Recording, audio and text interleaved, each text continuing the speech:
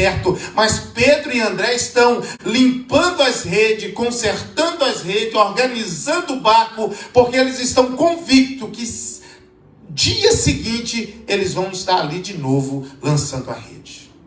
Olha para o teu irmão e diga: você não pode desistir.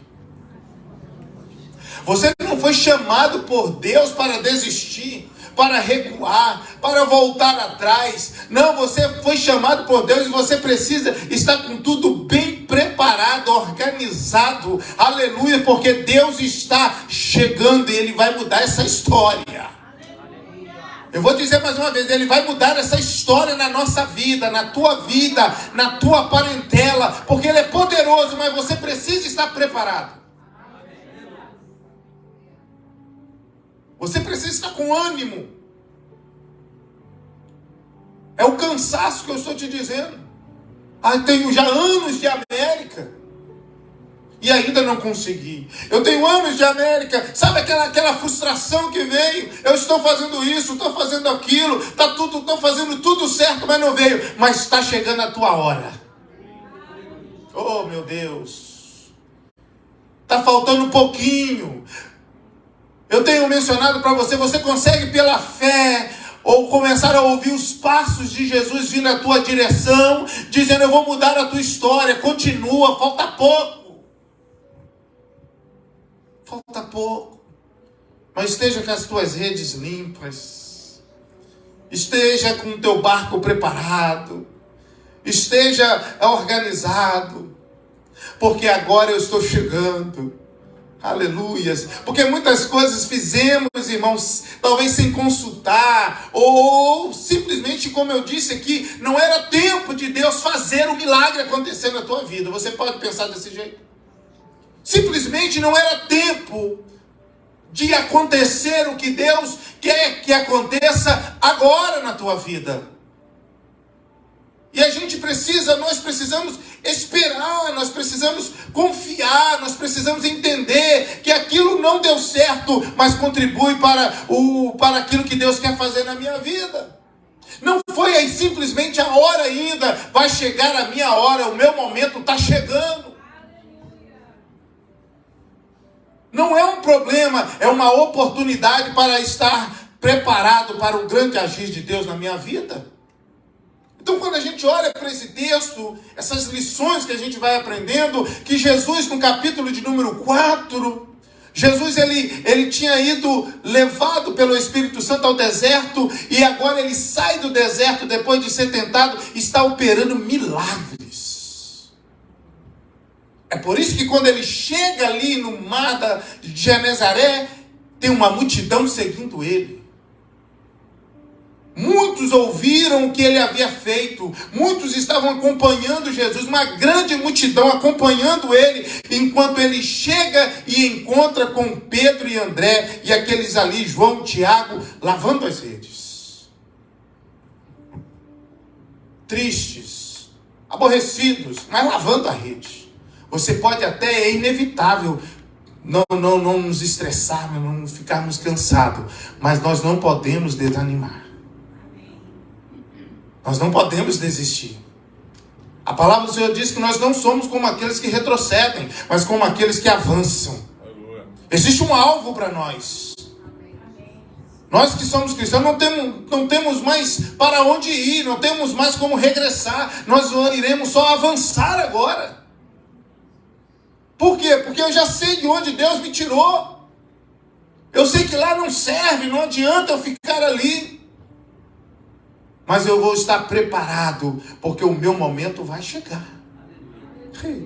Aleluia. Vai chegar.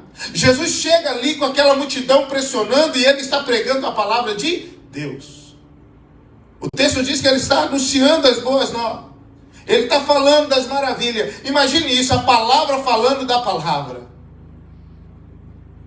O Cristo falando do verbo, falando de si mesmo, e ele está ali anunciando ali para aquela multidão, e a multidão aperta, e ele entra no barco de Pedro.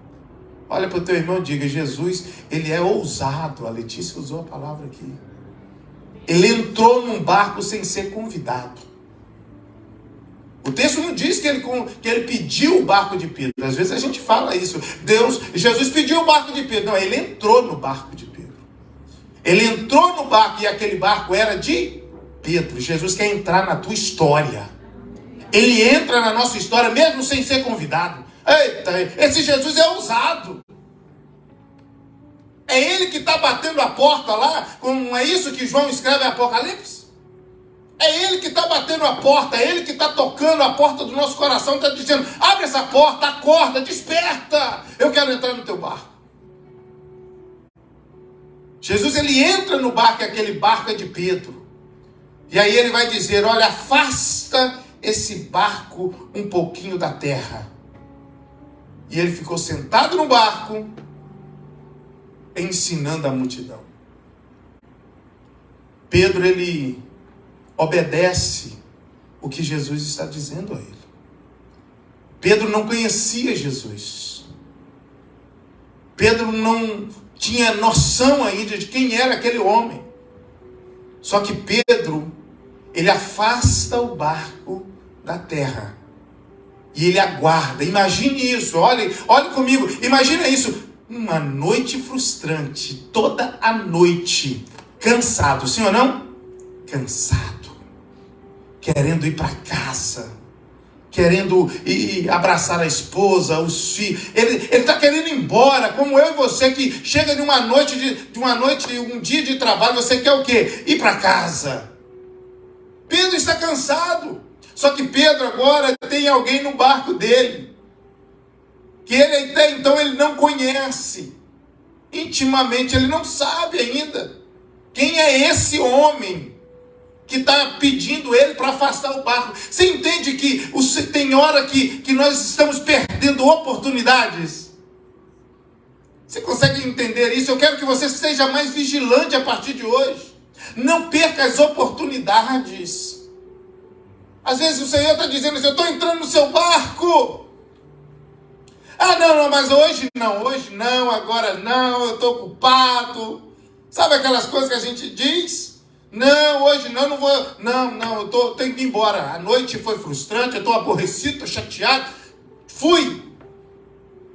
Não, Pedro, ele afasta o barco, ele entende. Jesus ensina, Jesus está falando à multidão. E aí, de repente, Jesus vai dizer para ele o que? No verso de número 4.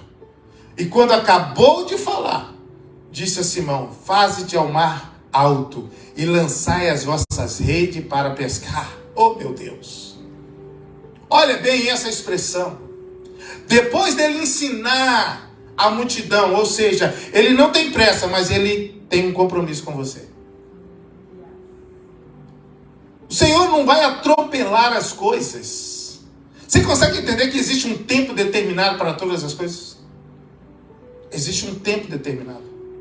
Existe um tempo determinado para todo o propósito debaixo aqui na terra. Um tempo de acontecer, um tempo de plantar, de arrancar o que plantou, um tempo de chorar, um tempo de sorrir.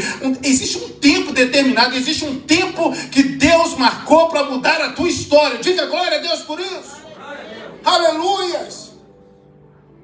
Não desista. Não se dê por vencido. Não recue. Pelo contrário, avance. Aleluia, porque Deus está olhando o nosso posicionamento. Quantas vezes você me ouve dizer aqui, o céu está te observando, o céu está me observando, o céu está olhando a minha atitude, o meu comprometimento, o meu posicionamento, a minha reação em meio à crise, para que o céu se mobilize a nosso favor. Nós precisamos olhar para isso, irmão.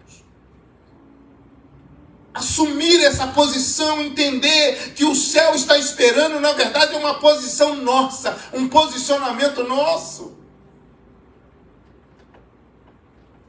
É uma atitude mais arrojada da nossa parte, para que o céu venha se mover, para que o céu venha se rasgar, para que a manifestação do eterno venha acontecer na nossa vida.